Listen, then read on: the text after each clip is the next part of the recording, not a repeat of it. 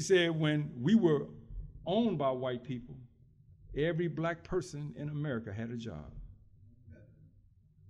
Yeah, think about it. When they owned us, we didn't live next door to them. We lived in the house with them. But now that they don't own us, they don't want us living next door to them. They'll move out when we move in because they don't have the control over us. That just made sense. And you think about it. But I tell you what, well, no, I'm not going to go too deep into that. I'm going to leave that alone. But real talk, family, we got to keep in mind that we are all we got as black people. These houses right here, these bodies that we have, I look back to my 106-year-old sister who just passed, my wife's aunt, last week. They put her in the ground. Her mind was sharp, as I stated to you, but her body was gone. We got to keep this body up.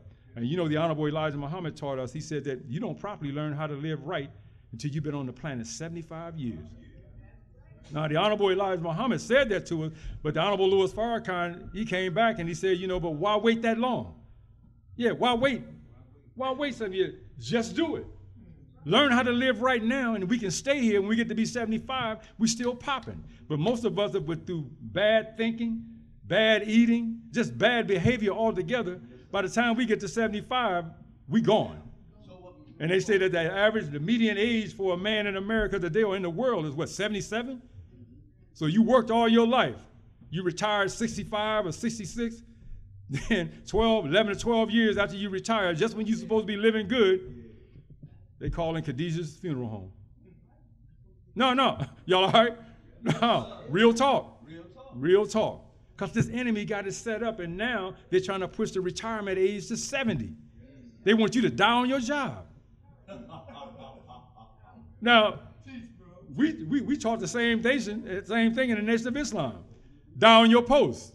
Well, I'd rather die on a post for my nation than to be dying on a post on the plantation with the enemy. No, I want this right here. So if I'm up here right now and I drop, they was like, well, brother did his job. Let's roll him on out of here. Get him on out. But I want to be found, you know, doing what Allah wants us to do. Yes, sir. And that is in service to ourselves and to our people. Yes, sir. It was one other thing I wanted to add, family. There was a song, and you know, many think that this song came from this phrase came from the Bible, but it didn't. The name of the song is He Looked Beyond My Fault, Saw My Need. Check out the lyrics. It says, amazing grace shall always be my song of praise, for it was grace that brought my liberty. I'll never know just why he came to love me, so he looked beyond my faults and saw my needs. That's talking about the Almighty God, Allah. Did you know that the thing that's going to save us when the fight really starts? Because remember now, we all we got and we all we need. The Honorable Elijah Muhammad said the differences we have with each other are petty differences. Yes, we got to put down the petty differences. We got to look behind our brother or our sister's fault and see what it is that they need. Sometimes it's not even our advice. Sometimes it's just an ear. You remember like in what was that, the thing with L. Ron Hubbard, Dianetics? We become an auditor. Sometimes just listening to people or your brother or your sister can help them to find the answer that they're looking for. And then they can it's their own answer, so if it don't come out the way it should, they can't blame you for it. You say, well, all I did was listen.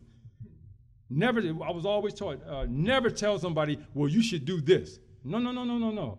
I mean, the best way to say it is, well, you know, I had a situation similar to that, and what I did was, I did this. Y'all all right, family? Yes, sir.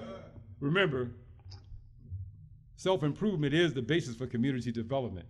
But the only way we can self-improve is that we have to come to the class. And right now, the only man who has set up a class for us is the one who's holding the torchlight for America, for us, and all of the planet Earth, is the Honorable Minister Louis Farrakhan. So as the Honorable, all praise is due to Allah. So the best thing we can do is what the Honorable Elijah Muhammad told us when he brought him out and sit him in his chair. He said, when you see him, look at him. Yes, where he tells you to go, go. Yes, and where he tells you to stay from, or advises you to stay from, stay from. That he is a very spiritual brother, and he will get you to the other side of the lake or the river on his shoulders, and he won't say, look what I have done. He will say, look what God has done. All praise is due to Allah for the Honorable Minister Louis Farrakhan. We keep him and his family in our prayers. So with that, I thank you all for the time you've given me to come before you. I greet you with the greeting words of peace. Assalamu alaikum. All praise is due to Allah.